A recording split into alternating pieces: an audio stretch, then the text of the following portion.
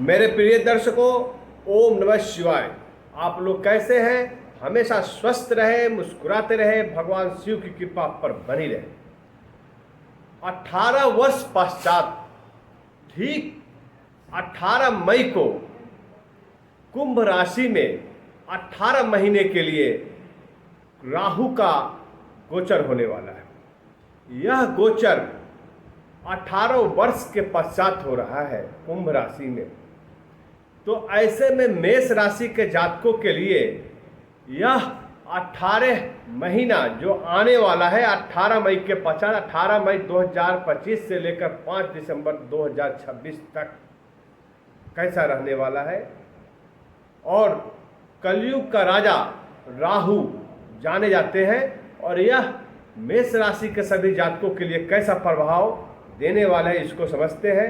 Video के last में मैं वे सभी उपाय बताऊंगा जो मेष राशि के जातकों को इस राहु राज्य में करने से विशेष फल की प्राप्ति हो और राहु के अशुभ फलों से बच सके। जैसे राहु एक छाया ग्रह है, एक मायावी ग्रह है, छल प्रपंच के कारक जाना जाता है, तो दूसरी तरफ वह पराक्रम, साहस, धन के कारक भी जाना जाता है, सफलता का कारक भी जाना जाता है। यदि राहु का गोचर आपको उच्च अवस्था में हो, राहु की दशा उच्च अवस्था की हो, तो आपको शक्ति, साहस, धन, पराक्रम प्रदान करता है। तृतीय छठे एकादशी राहु राज योग प्रशिक्षण। यदि राहु का गोचर तृतीय, छठे और एकादश भाव में होता है तो ऐसे में राहु राजयोग का निर्माण करता है। राजयोग मीन्स आपको शक्ति, पराक्रम, धन के कारक, सफलता के कारक साबित होता है और ये सब कुछ प्रदान करता है। तो यहाँ पर मेष राशि के लिए एकादश भाव में राहु गोचर कर रहा है, और एकादश भाव होता है धन का, लाभ का।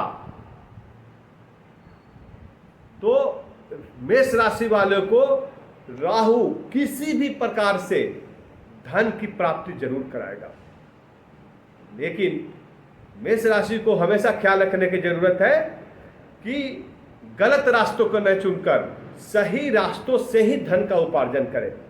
राहु आपको भ्रमित करने के लिए भी जाना जाता है। राहु एक माया जाल बनाता है, क्योंकि राहु ने एक माया जाल बनकर स्वांग रचकर चंद्रमा और सूरज के बीच जाकर अमृत का पान किया था। राहु को केवल सर के रूप में जानता है, उनका तो तन होता नहीं, राहु का तन केतु हो गया। तो राहु यहाँ पर आपके जो निर्णय लेने की क्षमता है उसको प्रभावित करता है, और राहु है एकादश भाव में, और एकादश भाव जो है कुंभ राशि है मेष राशि के वालों के लिए। कुंभ के स्वामी शनि है। यथा शनि तथा राहु, जैसा शनि होता है वैसा राहु होता है, जैसा शनि का कर्म वैसा राहु का कर्म। तो यहाँ पर राहु को कुंभ राशि का स्वामी भी जाना जाता है, क्योंकि यथा शनि तथा राहु। राहु एक छाया ग्रह है, और राहु जिस घर में जाता है उसको एक्सपेंड कर देता है 10x टाइम, 10 गुना उसको बढ़ा देता है। और यहाँ पर है वो लाभ के भाव में, लाभ आपका 10 गुना बढ़ा देगा, इनकम के सोर्सों को बढ़ा देगा, इनकम बढ़ा देगा, किसी भी प्रकार से पूरा करने की क्षमता रखता है राहु।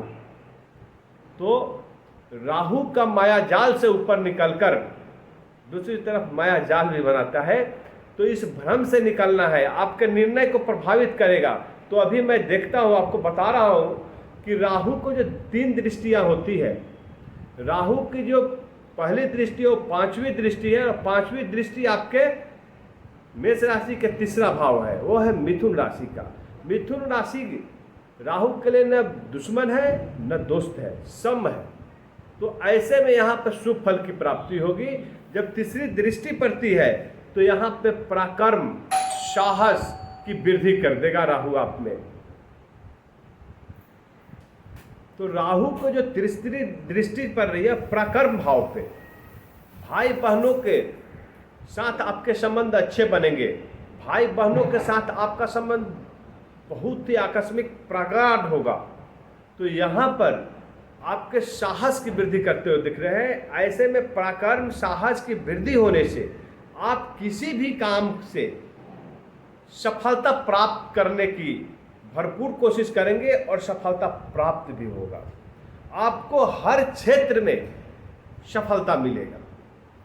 और राहु की जो 7वीं दृष्टि है वो आपके पंचम भाव पे पड़ रहा है, और पंचम भाव सिंह राशि है और उनके स्वामी सूर्य देव हैं। तो यहाँ पर थोड़ा आपको सावधानी बरतने की जरूरत होगी। सावधानी इस बात का रखना है क्योंकि राहु का ये मित्र राशि नहीं है। तो जब मित्र राशि नहीं है तो यहाँ पर देखने को है कि आपको अपने संतान पर विशेष ध्यान रखने की जरूरत है, उसके साथ मतभेद नहीं हो इसका ख्याल रखने की जरूरत है। और दूसरी तरफ आपका निर्णय का एक भाव है, निर्णय का भाव है, चाहे आपके मन मस्तिष्क पे राहु का राज होगा। तो ऐसे में आपके डिसीजन गलत नहीं हो, सोच समझ कर निर्णय लेने की जरूरत है।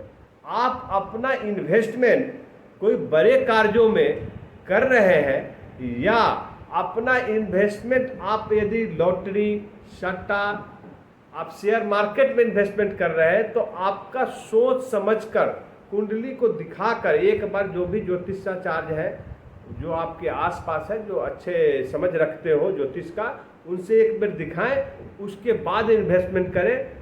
क्योंकि यह एक आपके निर्णय को प्रभावित करने जा रहा है। तो यहाँ पे विशेष रूप से आपके निर्णय को ध्यान में रखते हुए सोच समझकर ही कोई भी कदम उठाए। तो अपने संतान के प्रति संबंध अच्छे हो इसका ख्याल रखें। आपका निर्णय का क्षमता अच्छा होना चाहिए, उसमें कमी नहीं करना है, क्योंकि आपके निर्णय पे ही सब कुछ डिपेंड करता है। तो इसका ख्याल रखें। 9th दृष्टि जो पड़ रही है उसके आपके 7म भाव पे पड़ रही है। तो 7म भाव में, और यह है शुक्र का ग्रह, और शुक्र राहु गुरु शिष्य है। तो गुरु शिष्य इनके संबंध बहुत ही अच्छे हैं। तो यह शुभ फल देने वाला है। यहाँ पर आपको जीवन साथी से आपको विशेष फल की प्राप्ति होगी, विशेष सफलता मिलेगा, धन का वृद्धि होने वाला है, व्यापार में वृद्धि होने वाला है।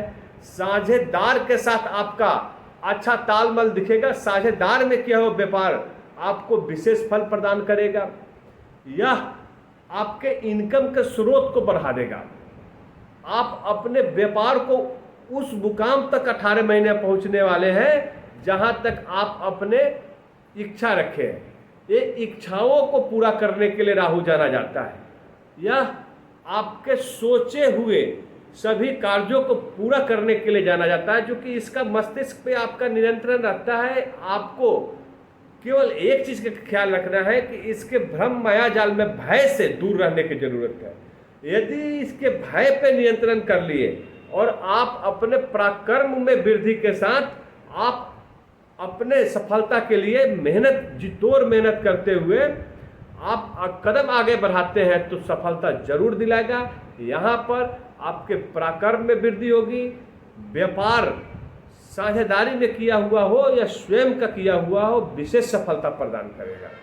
तो लेकिन एक चीज का ध्यान देना है, क्योंकि आपको दूसरी तरफ स्वास्थ्य का भी ख्याल रखने की जरूरत है। तो स्वास्थ्य में यह हाइपर एसिडिटी क्रिएट करने के लिए जाना जाता है। राहु का जब तन के ऊपर प्रभाव दिखता है वह होता है मस्तिष्क पे कंट्रोल, हाइपर एसिडिटी और उदर विकार जैसी समस्या उत्पन्न करता है। तो आप अपने दैनिक चर्या है बहुत ही संतुलित रखें, संयमित रखें और नियम के साथ प्रतिदिन योगा जरूर करें, आहार व्यवहार उच्च रखें और संतान के प्रति, भाई बहनों के प्रति, जीवन साथी के प्रति अपने संबंध को बेहतर बनाएं और आपस में जो आपके आसपास के लोग हैं उनसे मिलजुल कर कदम से कदम बढ़ाकर काम करने की जरूरत है। राहु आपको अपने राज्य में जो एकादश भाव का राजयोग का निर्माण कर रहा है, आपको अपार सफलता, अपार धन, अपार भौतिक सुखों का योग बना रहा है और प्रदान भी करेगा। तो राहु के जो अशुभ प्रभाव है, जो आपके स्वास्थ्य के ऊपर, आपके मन के ऊपर और संतान के ऊपर पड़ने वाला है, संबंध अच्छे रहे, इसके लिए आपको क्या करने की जरूरत है? तो राहु को जैसे कलयुग का राजा माना जाता है ज्योतिष शास्त्र में, तो आपको राहु का बीज मंत्र है ओम रांग राघवे नमः। इसका 108 बार एक माला कम से कम प्रत्येक शनिवार को जप करें और वायलेट कलर, बैगनी कलर का आप फूल अर्पित करें, पीपल के पेड़ के पास जाकर अर्पित करें और काले वस्त्र या काले तिल का यदि आप दान करते हैं प्रत्येक शनिवार को, तो आपको राहु के अशुभ फलों से बचने पाएंगे और साथ ही साथ इनके शुभ फलों की प्राप्ति होगी। दूसरा उपाय बता रहा हूं जो एक महा उपाय है। राहु एक सर के रूप में जाना जाता है, मुंड है, और मुंड का मालन धारण करते हैं सदाशिव, महादेव। तो प्रत्येक सोमवार को शिव मंदिर में जाकर या अपने घर में यदि शिवलिंग स्थापित किए हैं तो प्रत्येक सोमवार का जलाभिषेक करें। जलाभिषेक करने से क्या होगा, आपको महादेव की कृपा आप पर बनी रहेगी। साथ ही साथ जो मुंड के रूप में राहु उनके मुंड माला में स्थिर है, एक मुंड माला में एक राहु भी है एक मुंड के रूप में, तो वहां पर राहु के अशुभ फलों से बचने का योग भी बनेगा। यदि उपाय करते हैं, यह वीडियो आपके लिए यदि उपयोगी होता है, आपको मार्गदर्शक के रूप में काम करता है, तो इस वीडियो को लाइक करें, शेयर करें। ओम नमः शिवाय।